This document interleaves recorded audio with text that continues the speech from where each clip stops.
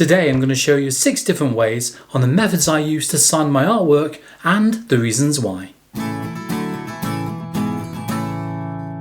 Hi, my name is Paul Hopkinson and I'm a professional watercolour artist, and I teach online through my website devonartist.co.uk. Have a look at the link down below, and also here on YouTube.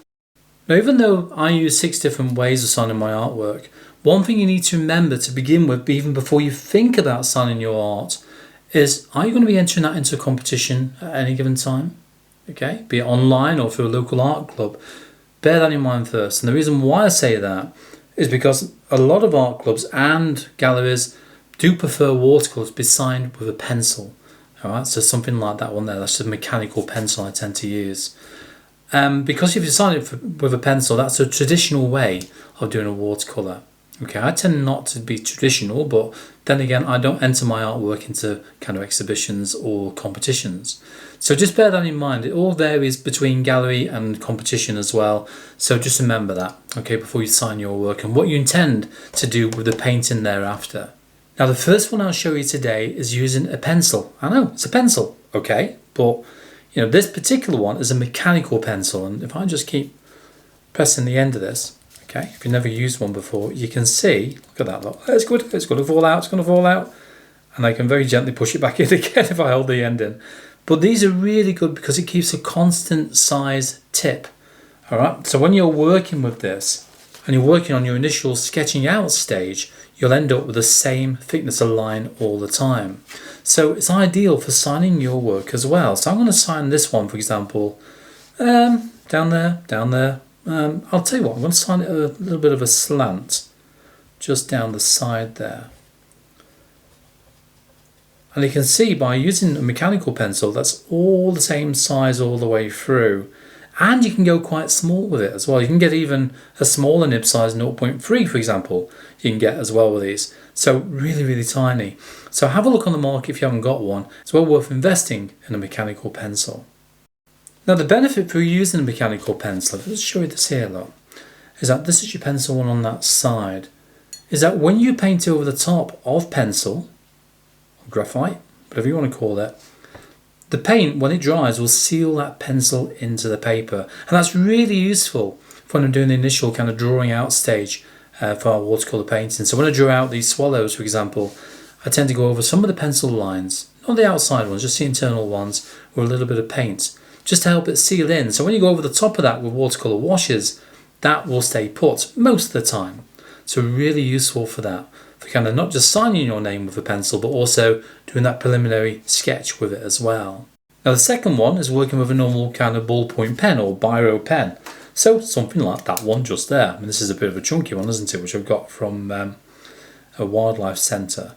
But really good, you know, for signing your name. And you find that when you paint over the top of that, it doesn't blur too much. It does a little bit. You can just see a slight bit of coloration in there. And if you keep going over the pen a little bit more, this is nice and dry, all this, by the way, it will start to move just that little bit, and it will kind of tint that colour down, okay? But that's quite handy for signing your name with. I wouldn't do any preliminary sketches or anything like that with it.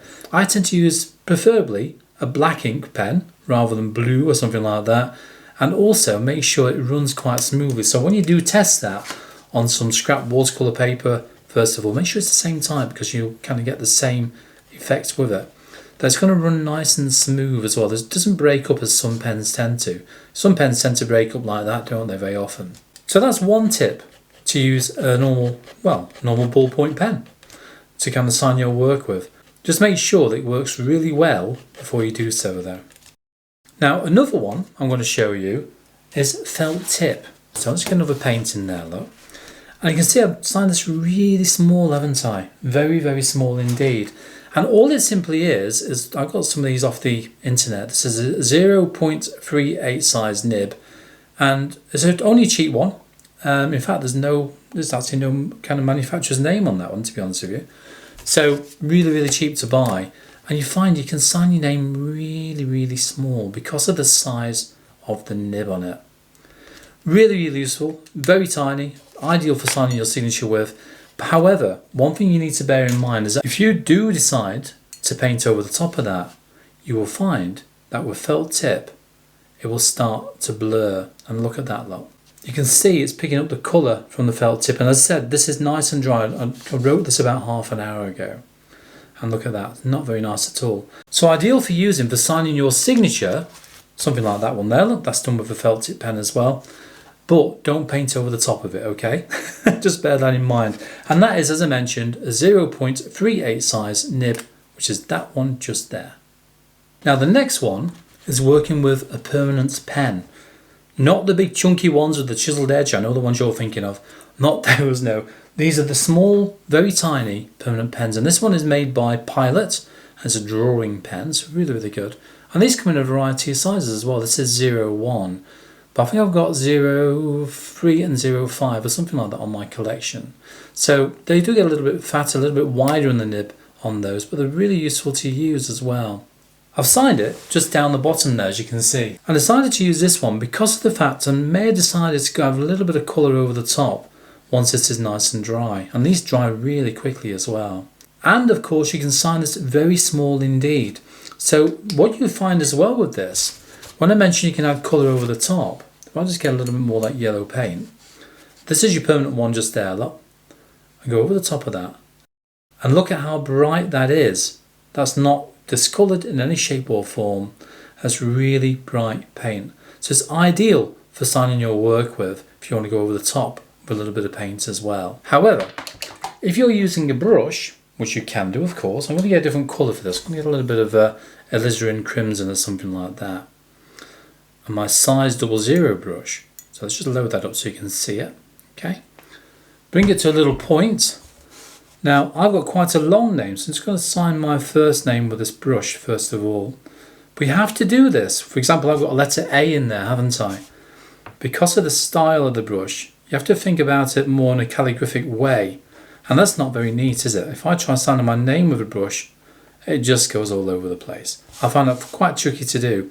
But you can do it that way around. It depends obviously on your signature, on how your signature looks and the way you tend to sign your work. But if I want to do this neatly, I'd have to create a little 0 for an A and then do it this way. But that's not really my signature, is it? That's my signature. So there are 5 different ways, but we do have a 6th way as well. Now, the 6th way, white writing. And all it is that one there. Now, to achieve this, you will normally use this on a dark background. Because if I try signing that with a pencil, which will be fine, you know, you can just about make out the lines. Or if I sign it with a permanent marker pen, which is one of these here, look how fine that is, lovely and fine, see that there? But that will just about stand out, but not enough. So using a white gel pen is the way I tend to do anything that's on a dark surface. So let's just get a little bit of card. I painted a little bit of black colour on there. This is one gel pen which I've got. And this particular one, just out of interest, is one by Signo. There you go, Uniball one, which is quite a nice one. The only thing I find with this one is quite broad, the nib. And as you can see, my signature is quite large, quite fat. And if I want to do it nice and discreet, like down there, I can't do it. I do have another one though, which is this one here. And this is a jelly pen, a jelly roll pen. And I can sign my name with that one. It's not quite as bright, but it's much smaller. And as you can see, much neater as well. The benefit for using either of these pens is that you can very simply, I've got a little test one earlier on for you, is that you can, if you want to, add a little bit of colour over the top. So let's get some yellow again. If I want to get some yellow, let's get a little bit of yellow. There you go. Just very lightly go over the top with some yellow. Let's get a little bit of, I don't know, a little bit of burnt sienna. And I can add some burnt sienna on there just to tint it down and make it fade into that painting that little bit more. So you can really change the way that things look, which is very, very handy indeed. A little bit of red as well on there. See the benefit? So that's the benefit you find through using like a white gel pen. Very, very handy to use. There you go. And that's really knocked it back so it's not too bright on the paper. And very handy indeed. But I've not done that with this one because it's not too bad on there. Now, if you tend to use a method that I've not shown you today, I would love to hear from you. So please post it down below and I look forward to hearing what you do.